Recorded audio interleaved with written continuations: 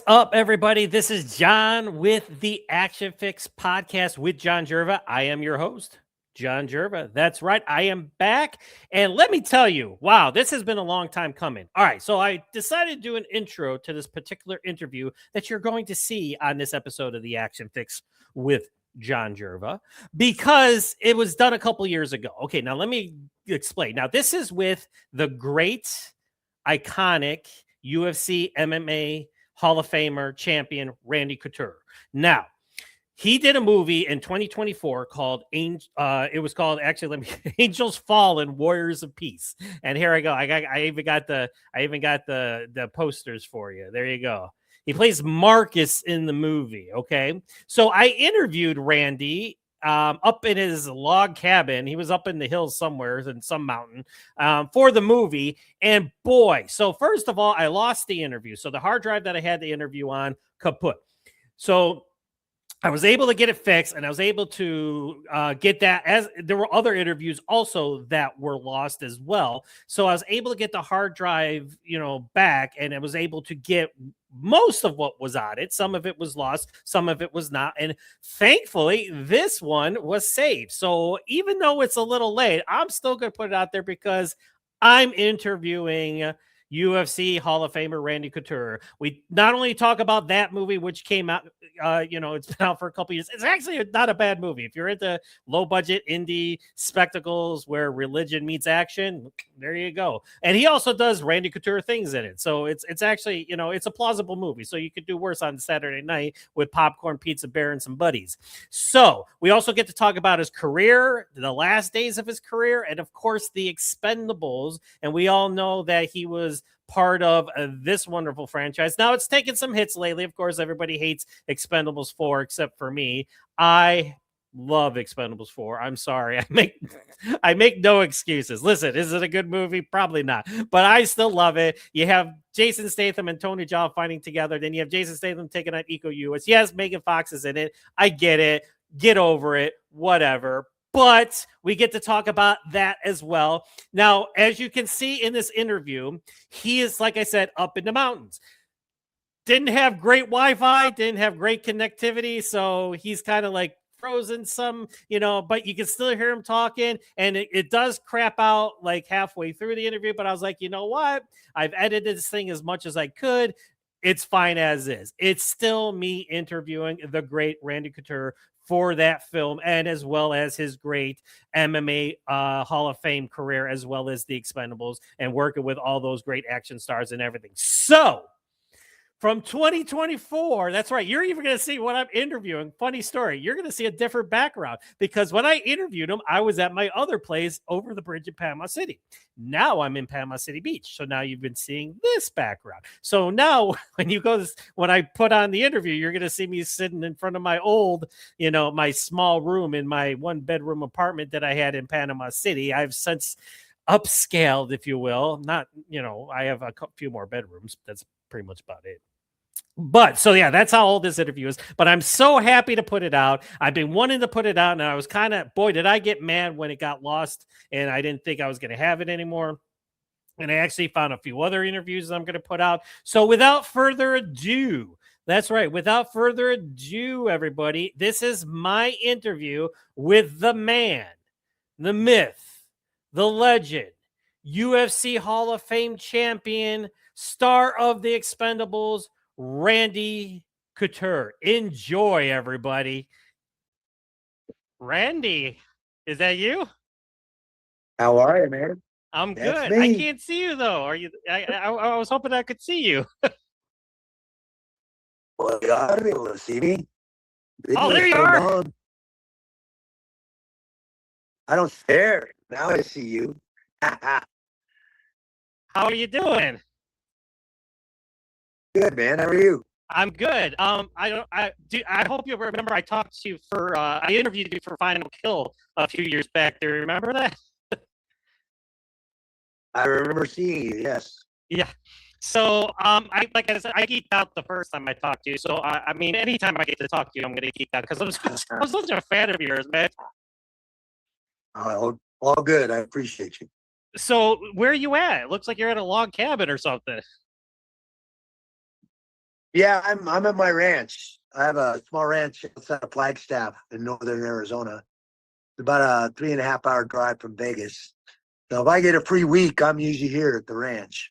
Awesome, awesome. So I only have you for a limited time. So I just wanted to talk to you real quick before because we're going to talk about Angels Fallen, Warriors of Peace, which I saw. I actually watched it last night. I waited to the night before till I talked to you because I always like it fresh in my mind and everything. But I always geek out and I'm such a fan of your fighting days and everything. So let real quick, do you miss it at all? Do you miss getting into the octagon and mixing it up, or you're like, yeah, you know what, I've got it. I don't need it anymore.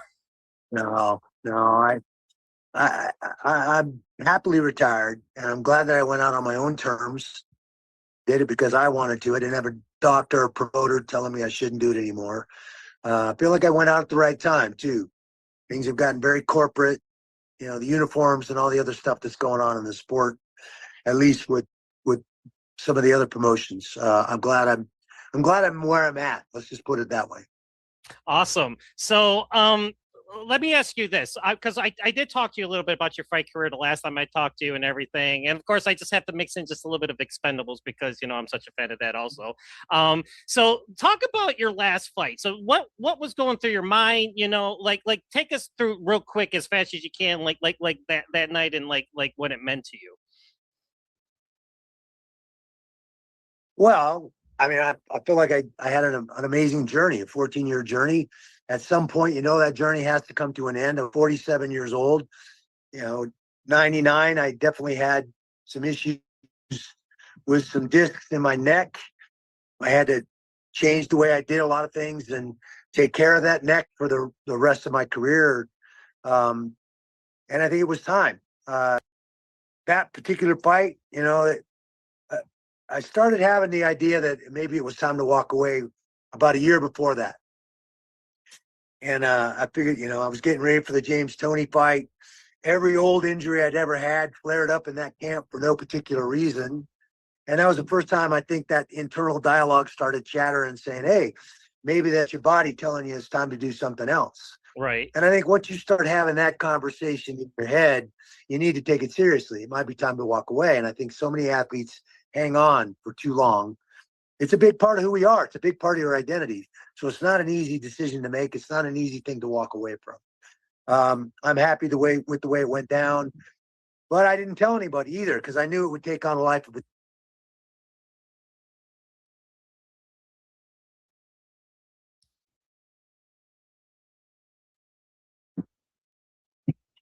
You back?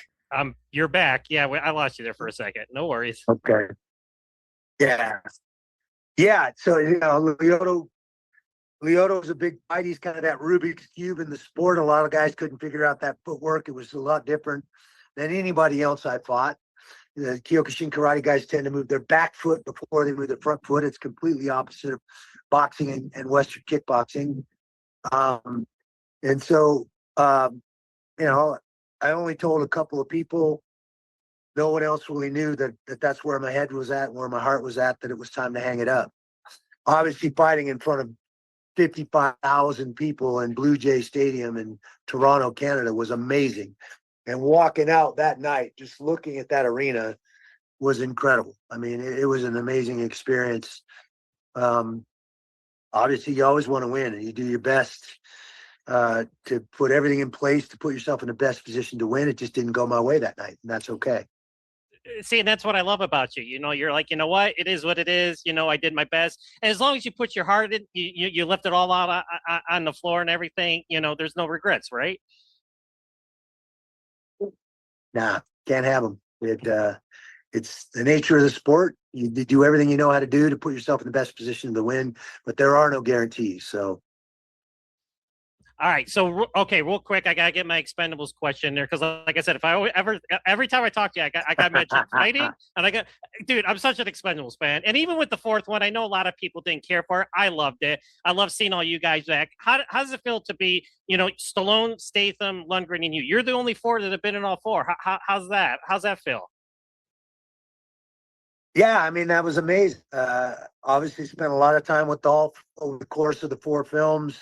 Dolph and Terry Crews, actually, through the first 3 were were guys I spent a lot of time with. And, you know, I think we all admire Sly. He's one of the few people on the planet that can pull all these entities together, put them all in one film, and have everything go smoothly, everything come together the way it did. He's a remarkable person, and you know, his career is certainly one that any of us in the acting world would like to emulate. He's just done an very amazing job. He's a very, very smart guy. Obviously, fourth one's a lot more of a Jason Statham movie than a Sylvester Stallone movie. You know, I think what's like 77 or 78 now. Yeah. You know, had issues on both ends of his spine, his neck and his lower back, and he's a guy that is an action guy. He wants to do his own stunts. He does as much of that as he can, and I think that's probably a big reason why he stepped back a little bit with Expendables 4. I'm glad he didn't go away. I'm glad he stayed in and he came back in the end of the film, and that he's going to be involved in the future installments of Expendables for sure. So nice to see Jason talking about the film the other day, saying, hey, what, I think we need to get a guy like Guy Ritchie involved to really relaunch this property and get it back up where we think it should be. So I think that would be incredible. That would be amazing. So I don't know if you've seen The Beekeeper yet, but super good, ton of action, exactly what you expect when you see Jason Statham listed on a film. Absolutely. So real quick. So now let's talk about Angels Fallen Warriors of Peace. Now, interesting kind of movie. Like I always, because they have these movies where it's like it's got religious tones to it, but it's an action movie. How'd you get involved with this project? Mm-hmm. Well, obviously called through my agent at Gersh, Brett Norensberg, called me up, said, hey, they want you to play this role. I said, well, send me the script. I'd love to read it. Yeah, it was a fun character. Marcus, going and doing the things he did in the film was fun. And getting to be, on the billboard with Cuba Gooding Jr., Denise Richards. I mean, there's some great names in this film and fun people to work with. I worked with Denise before on a movie called Alpha Code in Prague. Had a great time working with her. Had a lot of scenes with her. Didn't get a chance to meet Cuba, and I've never actually been in scenes with Cuba yet, but it was fun to be in a film. He did a great job as Balthazar. Showed his experience. The dialogue just flows out of him. He makes it look so natural. But yeah, I was excited to get to beat up some Nazis. Why not? So I was just going to talk to you about that. Anytime you're in a movie where you're throwing like flying elbows in slow motion, I'm sold. I'm like, what's the movie about? Oh, Randy's throwing slow motion flying elbows. I'm good. I'm all good. So talk about the fight scenes, because the one in particular, like the one oh my God, some of your best looking fighting ever, I thought, captured on film. So talk about doing the fight scenes for this movie, and who was integral in doing the fight choreography. That's the fun thing about the coordinators. All the stunt coordinators are excited to get to work with me and collaborate. They want my input. They want to, okay, what technique or tactic would you feel comfortable doing? And it always changes when you're in the space, and now obviously we had this whole warehouse, so we could have gone anywhere with it, but the cement floor certainly changes some things. I don't think anybody wants to get dropped on that cement floor. So you figure that out. Make sure it's all things that are going to sell for the camera, having a camera, steady cam and a guy that can follow you around and do all the things that cameraman was able to do. The DP setting it up, the fight circle, all the Nazis in costume and uniform and hamming it up. I think the whole thing from top to bottom was just a lot of fun. So let's talk about your character, Marcus. I thought, actually, you know what? Not taking away anything from Michael, but I thought like you should have been like the heavy. That would have been awesome. Like if you were the heavy, and it's like, because then you would like I needed a big full blown like finale with you. I mean, I'm such a fan. I mean, I love the movie, but I was just like, I need more Randy Couture. I'm sorry. Well, I appreciate that for sure, but sometimes you take what you can get. I mean, absolutely. This was the role they asked me to be a part of, and so you do what in you any do. movie you're fighting, I'll take it. Even if it's only 5 minutes, it's like So let me ask you this: at your stage now, all right, you've been doing the act. Obviously you've been retired for a while now. You've been doing movies for a while now. At this stage in your film career, like how do you feel about yourself? Because I consider you an action star. I mean, you are. I mean, like with all the Expendables movies you've done so many movies with so many other great guys and everything. So how do you feel in relation to other action stars? Where do you, basically, how do you feel about, yourself as I don't. I mean, I'll be honest. I don't know. I don't compare myself that way. Just like comparing yourself to other fighters. I don't know. Unless we fought, how are we going to settle it? So I never think of it that way. I'm doing what I do and find the roles that are presented to me and the ones that I like, that are intriguing, that are interesting. Certainly bring an authenticity and physicality to any of the action stuff, which is why I think I got my foot in the door in acting in the first place. But I like the challenge. Give me the dramatic stuff. Give me a romantic comedy. Let me play a lead there. I want those challenges. That's the kind of stuff that's intriguing to me, and finding a way to tell the truth and portray those characters properly, is what it's all about. So continue to try and find those roles and those characters that are outside the box and not what people actually think of seeing me in. That's the challenge, and that's what's fun. I was actually going to ask you, because you're known for the action, of course, like what other genres would you like to play around with? What's your favorite genre? Is it action or is it something else? Like, when you tend to like watch a movie. I mean, I grew up in the action genre for sure. I mean, Rambo, the first Rambo was filmed in my home state of Washington. Exactly, Ed. That was a great film. Those were the types of films I was going to go to the theater and try to see. So a natural foot in the door to end up in an action flick and start doing that, and obviously Cradle to the Grave was my very first feature film. Fight scenes with Jet Li in that movie, and a lot of fun, and first time kind of being in Wonderland and looking at how this stuff works and what the process is and all of that. So, but it's been fun, and I feel like each time I put myself out there, I learn a little more, I get a little better, I find and refine unique ways to portray characters and find a way to tell the truth, because that's what you're trying to do at the end of the day. If anybody's just trying to act, it's never going to sell.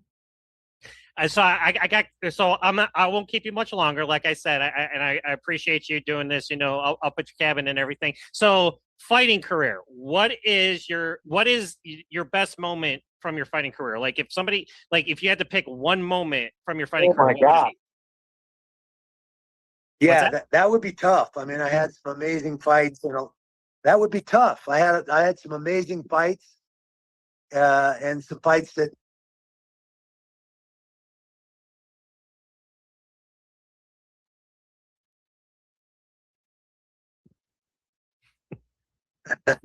Continue. I'm fine. That's fine. Go ahead. Continue. Yeah. All right. Yeah. I think that first Vito Belfort fight, the Chuck Liddell fight, the Tito Ortiz fight, those were all fights nobody gave me a snowball's chance in hell of winning. The Tim Sylvia fight, and Tim at 6'8". I mean, right. That crowd at that time was one of the biggest crowds in MMA in North America. So, those were all amazing fights and amazing moments in my career. It'd be very, very tough to narrow it down to one. Well, you just mentioned all the good ones that I love. So we'll just say all of them. But we'll just say, hey, we'll just throw them all in there. Now, second part of the question: with your acting career, what do you think is your best moment that you could say from acting, or being was it a movie or part of a movie or a scene or what? I obviously the biggest project I've been a part of has been the Expendables and all of their 4 iterations of the Expendables. I just film come out called The Bellkeeper. It came out last year. And of all the films I've been involved with, a very young cast, supernatural thriller. And I have this conversation with my daughter, who's a ghost. She's been killed by the antagonist in the film. And I'm playing Hank, who is the Bellkeeper.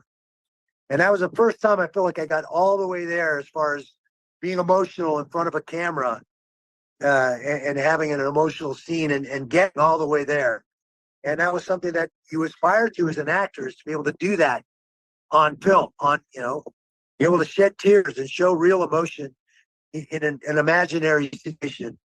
And I was very happy with that film and the ability to get all the way there that day with those scenes. And it was a fun movie. Now, do you see yourself like well, you know, because I'm middle aged too. I mean, I get it. You know, we all get there at some point. But do you still see yourself doing action roles for the foreseeable future? Because I hope so, because I enjoy all of them. Oh yeah, I'm not doing the action stuff. Playing a supernatural thriller here in August called Pitfall. Been playing an absolute psycho. It's going to be a lot of fun.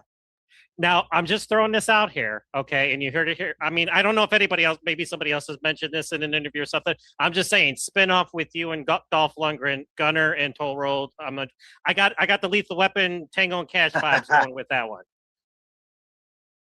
So what do you think? That would be fun. That would be fun. See that? See, that's why like the studios should ask us guys, like the guys that do the action blogs and love these, like they should ask us what ideas, because I'll be, you know, it's like that's gold, you know. It's like Jason well, obviously you'll do the Jason Statham thing, you know, now that he's taking over for Sly, but then you and Dolph can like branch off and like do your own thing. I'm just throwing it out there. That's all. Yeah, I don't. It's a pretty good idea. I like it. There you go. All right. Well, Randy, I can't thank you enough. Like I said, thank you for giving me some extra time and talking about and again, like I said, mine for you is the Expendables. It'll always be the Expendables. Just all 4 films. Oh, and we lost him again. It's okay. No worries. Sorry, John. That's okay. That's okay. That's all right. He's back. He's back. So, Randy, I just wanted to close up and just say the Expendables is like all 4 films, like such great. And your fight with Stone Cold Steve Austin in the first movie, my favorite of yours. Yeah. I mean, you jumping in slow motion over the fire when he delivered that flying punch, best moment ever. That, you know, beating up Stone Cold Steve Austin. That's my personal favorite.